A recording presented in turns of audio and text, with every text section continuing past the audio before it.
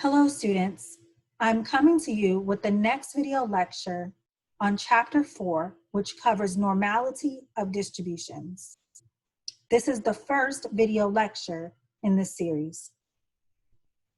In this video lecture, we will discuss the following concepts: normal distributions, standard normal distributions, and the theory underlying standard normal distributions, which is referred to as the 68, 95, 99.7% rule. We will also discuss the concepts of skewness and kurtosis. We will conclude this video lecture by discussing several tools that we can draw upon in evaluating the normality of distributions. In terms of learning objectives, by the end of this video lecture, you should be able to understand and explain the properties of a normal distribution. Understand and explain the properties of a standard normal distribution.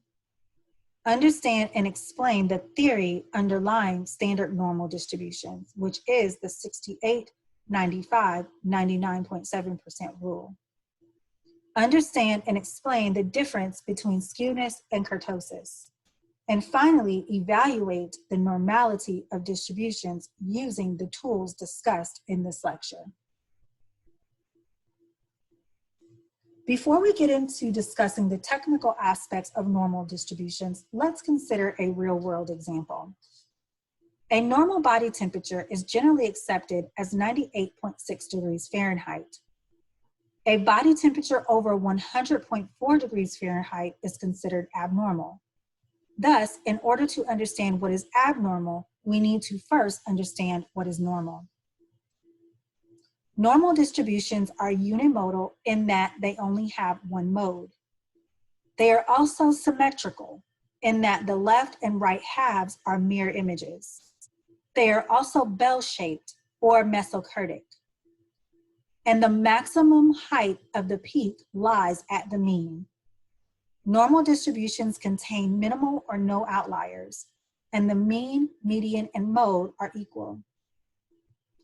They are also asymptotic to the x-axis. That is, the farther the tails of the distribution go from the mean, the closer they get to the x-axis, but they never quite touch the x-axis. Here is an example of a normal distribution. As I mentioned previously, the mean, median, and mode are equal.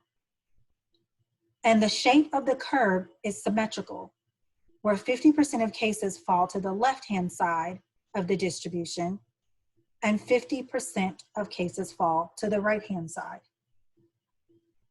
Distributions of data are never static. They are always evolving and subject to change as cases are added or deleted over time. Distributions do not all have the same means and standard deviations, as these measures are unique to each variable or distribution being studied.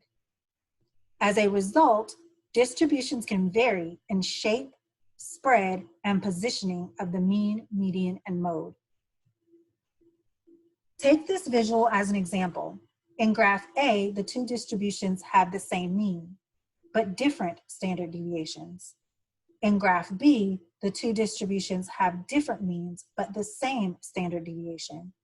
And in graph C, the two distributions have different means and different standard deviations. Now that we have discussed the properties of normal distributions, we can now turn our attention to the standard normal distribution. The normal distribution is based on the original raw scores that make up the distribution of a variable. On the other hand, the standard normal distribution is based on z-scores. As we will learn in the next video lecture, there's a formula that is used in statistics that allows us to convert all raw scores in a distribution into an equivalent z-score. For every raw score in a distribution, there is a corresponding z-score. These z-scores form their own separate distribution that we refer to as the standard normal distribution or the z distribution. We will discuss z-scores in greater detail in the next video lecture. But keep this in mind as we move forward in our discussion of standard normal distributions. In the standard normal distribution, the horizontal axis is divided into 6 equal units, where 3 units lie above the mean or to the right, and the other 3 units lie below the mean or to the left. Similar to normal distributions, 50% of the data fall above the mean and 50% fall below the mean. Standard normal distributions have a mean of 0 and a standard deviation of 1. Nearly all of the area under the curve falls within plus or minus 3 standard deviations of the mean, except for outliers that fall in the tails of the distribution. Here is an example of the standard normal distribution. As mentioned previously, standard normal distributions have a mean of 0 and a standard deviation of 1. Nearly all of the area under the curve falls within 3 standard deviations above the mean or 3 standard deviations below the mean, except for outlier scores, which fall in the tails of the distribution. Here's an example. This is the raw score distribution for the variable self-esteem. It has a mean of 29.54 and a standard deviation of 4.87. This distribution is based on the original raw scores of the variable. In order to construct a standard normal distribution, we would first need to convert each raw score, which is pictured here on the left, into its corresponding z-score, which is pictured here on the right. Here is the z distribution for the variable self-esteem. As you can see, it has the same exact shape as the original raw score distribution, except it has a mean of 0 and a standard deviation of 1. Converting raw scores into z-scores allows for making direct comparisons of distributions of variables that may be measured on scales that have entirely different interpretations. We will discuss this in greater detail in the next video lecture. Now let's talk a bit more about the theory underlying standard normal distributions. In standard normal distributions, the area under the curve is broken down into percentages. Theoretically, when data are normally distributed, 99.7% of cases will fall somewhere within 3 standard deviations above or below the mean. We are able to test this theory by applying what is referred to as the 68, 95, 99.7% rule. Specifically, this rule suggests that if at least 68% of values fall within a distribution fall within 1 standard deviation above or below the mean, if 95% of values are within 2 standard deviations above or below the mean, and if 99.7% of values are within 3 standard deviations above or below the mean, then the distribution is considered to be normally distributed. Let's apply this theory to the distribution for the variable self-esteem. So we already know that the mean for the distribution is 29.54, and the standard deviation is 4.87. So I have navigated to the website circled in red here above in order to plot the area under the curve and examine it based on the 68, 95, 99.7% rule. As you can see, I entered the mean and standard deviation in the appropriate boxes. You will also note that the difference between the mean of 29.54 and 34.41 is 4.87, which is 1 standard deviation above the mean. According to Rule 1, 68% of cases should fall between 1 standard deviation below the mean and 1 standard deviation above the mean. If we were to convert this into raw scores, this would equate to values that lie anywhere between 24.67 and 34.41. In this case, as you can see in the yellow highlighted area below, 72 out of 99 or 73% of scores fall within this range, which exceeds the requirement for the rule. Thus, rule number 1 is confirmed. According to rule 2, 95% of cases should fall between 2 standard deviations below the mean and 2 standard deviations above the mean. If we were to convert this into raw scores, this would equate to values that lie anywhere between 19.8 and 39.28. In this case, as shown in the yellow highlighted area below, 96 out of 99 or 97% of cases fall within this range, which exceeds the requirement for the rule. Thus, rule number 2 is also confirmed. According to rule 3, 99.7% of cases should fall between 3 standard deviations below the mean and 3 standard deviations above the mean. When converting this into raw scores, this would equate to values that lie anywhere between 14.93 and 44.15. In this case, as shown in the red circle below, 99 out of 99 or 100% of scores fall within this range, which exceeds the requirement for the rule. Thus, rule number 3 is also confirmed. Overall, based on the theory of the standard normal distribution, self-esteem is a normally distributed variable and has no evidence of skewness. Now that we have discussed normality of distributions, now we can turn to issues of abnormality in distributions, also known as skewness. Skewness is asymmetry in a statistical distribution in which the curve appears distorted or skewed either to the left or to the right. Skewness can be quantified to define the extent to which a distribution differs from the norm. In a positively skewed distribution, the tail is pointing to the right, toward the positive side of the graph.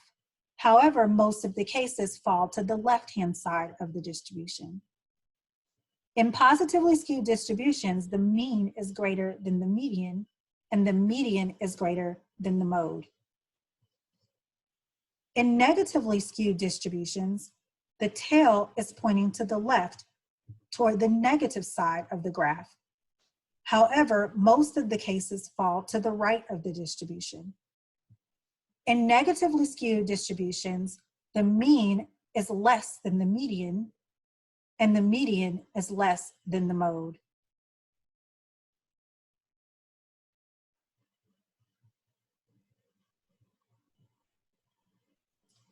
Kurtosis is the sharpness of the peak within a distribution's curve.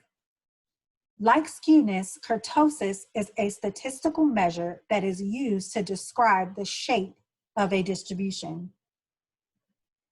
A leptokurtic distribution has greater kurtosis than the normal distribution, where values are more clustered and highly concentrated around the mean. A mesokurtic distribution has the same kurtosis as the normal distribution, where values are evenly concentrated around the mean. A platykurtic distribution has less kurtosis than the normal distribution, where values are more dispersed and less concentrated around the mean. Take this illustration as an example. In the blue graph, the peak of the curve is very sharp, which suggests that the scores are highly concentrated around the mean. In the green graph, the peak of the curve is not too sharp and not too flat, which suggests that the scores are evenly concentrated around the mean. And finally, in the black graph, the peak of the curve is very flat, which suggests that the scores are more dispersed and less concentrated around the mean. Here are two visuals that help to provide a way of remembering these concepts.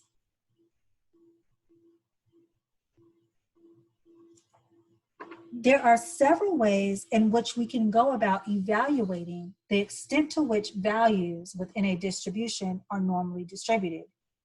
For any given distribution, we can examine 1, the mean, median, and mode. 2, we can construct and examine a box plot. 3, we can calculate extreme and minor outliers. 4, we can apply the 68, 95, 99.7% rule. And 5, we can construct and examine a histogram. All of these measures should be in agreement with one another. But note that not all of them are needed. Just 2 to 3 are sufficient. In the next few slides, I'm going to evaluate the distribution of the variable self-esteem using the tools mentioned. First, we see that the mean, median, and mode are approximately equal, which is one indication that the values within the variable are normally distributed. We also see that there are no outliers in our box plot, which is yet another indication of a normal distribution. Here's our histogram for the variable self-esteem. As we can see, the curve is symmetrical, with 50% of cases on the right side and 50% of cases on the left side. This is yet another indication of normality. We also confirmed earlier in our discussion that 100% of cases within the distribution fall within 3 standard deviations above and 3 standard deviations below the mean, which means that the distribution meets the requirements for a standard normal curve.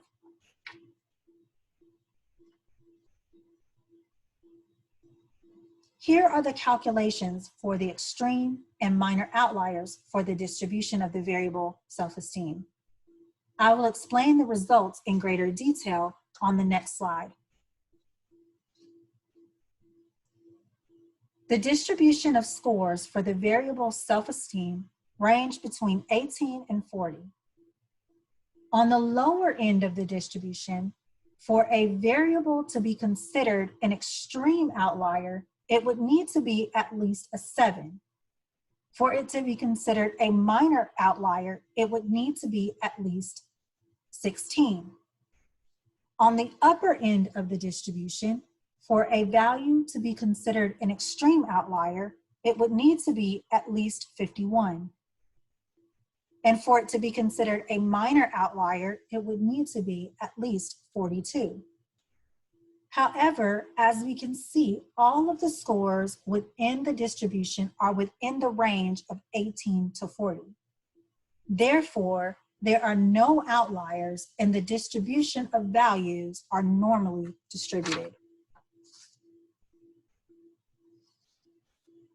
In summary, in this video, we have discussed normality of distributions. Specifically, we discussed normal distributions, standard normal distributions, and the theory underlying standard normal distributions, which is the 68, 95, 99.7% rule. We also discussed the difference between skewness and kurtosis.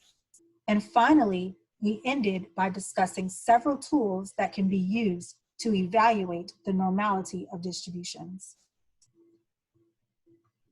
Here's the point at which I invite you to check for your understanding of these concepts. You can do this in one of 3 ways: by simply completing this form here to the left and clicking submit, or copying and pasting this link into your browser or scanning this QR code with your cell phone in order to complete this survey. Here is a crash course video on the concept of the normal distribution that you might consider watching in your own time. And here is yet another crash course video on distributions as well. I hope this has been helpful, and I look forward to seeing you in the next class.